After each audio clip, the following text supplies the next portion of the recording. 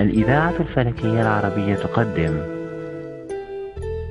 نحن والقمر جيران، نحن والقمر جيران، بيته خلف تلال، بيطلع من قبال بيسمع الألحان. نحن والقمر جيران، نحن والقمر جيران، برنامج نصحبكم فيه في جولة حول القمر لنتعرف عليه عن كثب. أجمل الألوان سهرنا معه بليل الهنا مع النهدان. نحن والقمر جيران، برنامج أعدته للإذاعة الجمعية الفلكية الأردنية. شرحنا الهوى لوحكات. نحن والقمر جيران، نحن والقمر جيران، سأكون معكم أنا مقدمكم سامر الدربي في هذه الحلقات. ناطر دار رشرش المرجان.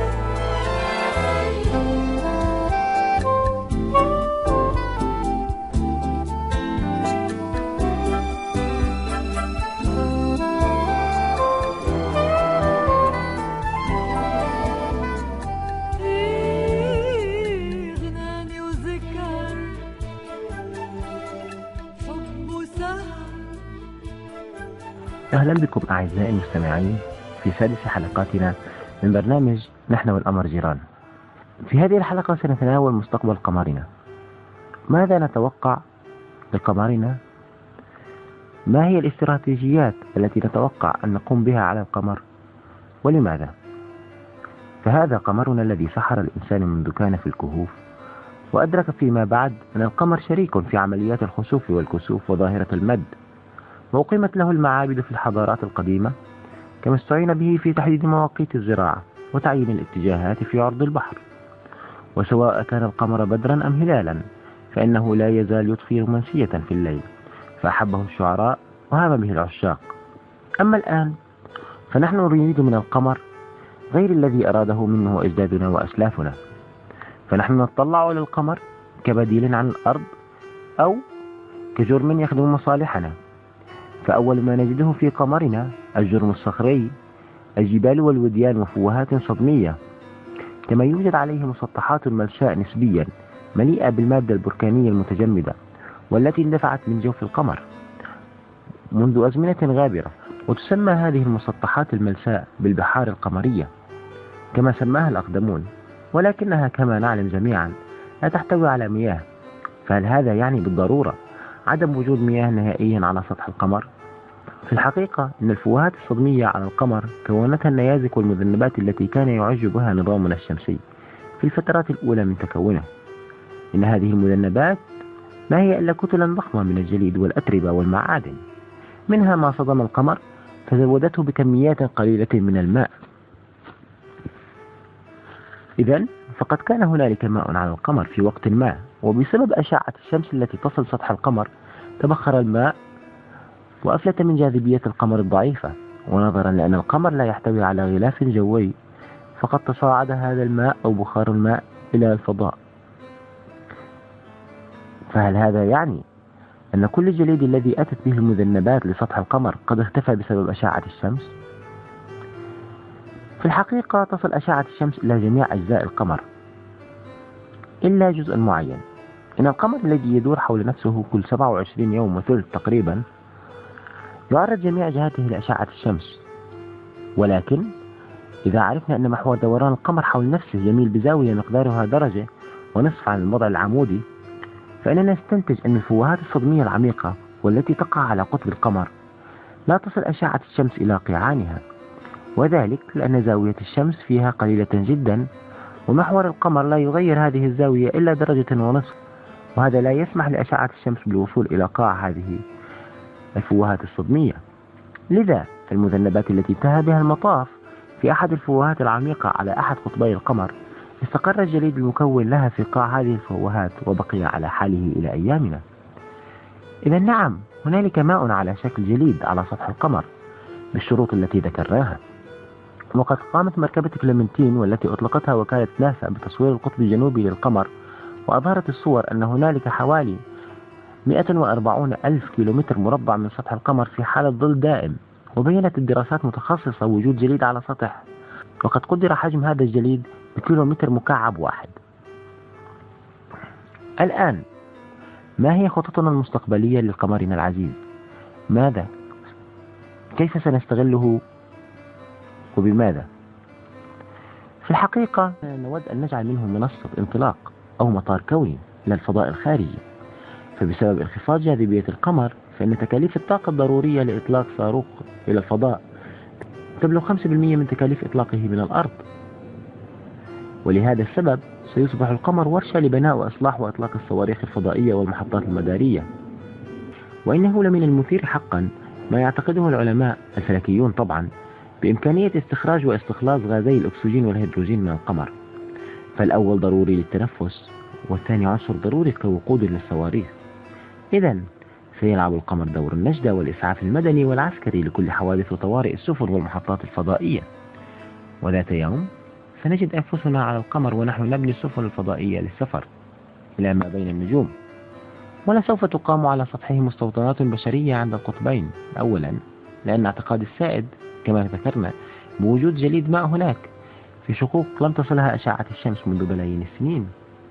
العلماء هم المستوطنون الأوائل، وحين تستقر الأمور ويتم إنشاء البنية التحتية ستلحق بهم عائلاتهم وذويهم. وعلى أي حال ستصمم هذه المستوطنات لتصبح مكتفية ذاتيا بكل شيء.